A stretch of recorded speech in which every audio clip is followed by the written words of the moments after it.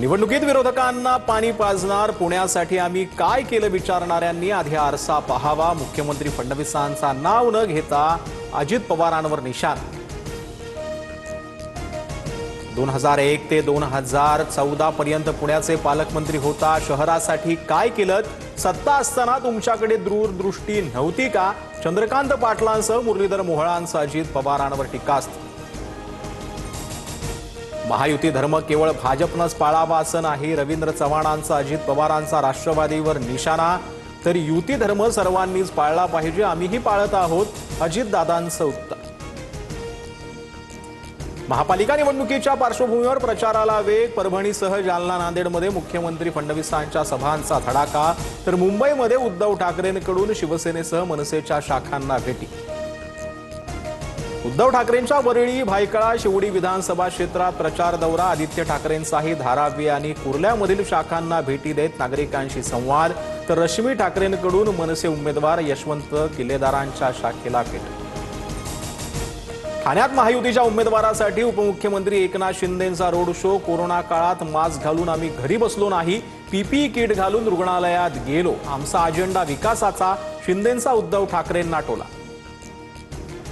एकनाथ शिंदे ठाण्यातील रहेमान डकेत। शिंदेंच्या नातेवाईकांच्या दारात ड्रग्ज सापडलं, तुमच्या घरात कुणी ड्रग्ज घेतं का? सातारा ड्रग्ज प्रकरणावरून राऊतांचा गंभीर आरोप। परभणीच्या विकासाच्या आड येणाऱ्या आई प्रभादेवीच्या आशीर्वादानं निस्तनाबूत करणार। 15 तारखेला तुम्ही कमळाची काळजी करा, 16 तारखेपासून 5 वर्ष हा देवाभाऊ तुमची काळजी घेईल, फडणवीसांची मतदारांना साथ।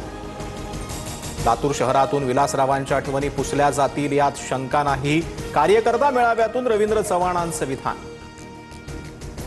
66 बिनविरोध नगरसेवकांविरोधात हायकोर्टात 3 याचिका। हायकोर्टाचा फैसला येईपर्यंत बिनविरोधचा निकाल राखून ठेवा, मनसेची मागणी। निवृत्तीच्या संकेतावरून नारायण राणेंनी यूटर्न, निवृत्त होतो असं मी म्हणालो नाही, तर लोकांना रिझल्ट देऊ शकलो नाही, तर पदाचा उपयोग काय असं वक्तव्य होतं, राणेंकडून स्पष्ट। छत्रपती शिवाजी महाराज पाटीदार होते, पाटीदारांकडून हिंदवी स्वराज्याच्या स्थापनेसाठी यशस्वी प्रयत्न। CR पाटलांचं विधान नव्या वादाला तोंड। तर महाराजांच्या भोसले घराण्याची सर्वांना माहिती, अजित पवारांचं उत्तर।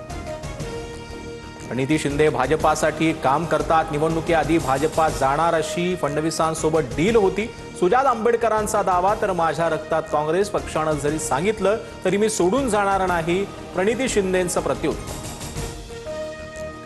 5,000ची साडी 199 रुपयात मिळत असल्यानं संभाजीनगरमध्ये चेंगराचेंगरी। उसळलेल्या गर्दीत 3 महिला गुदमरून बेशुद्ध। परिस्थिती पूर्ववत करण्यात पोलिसांची दमछाक।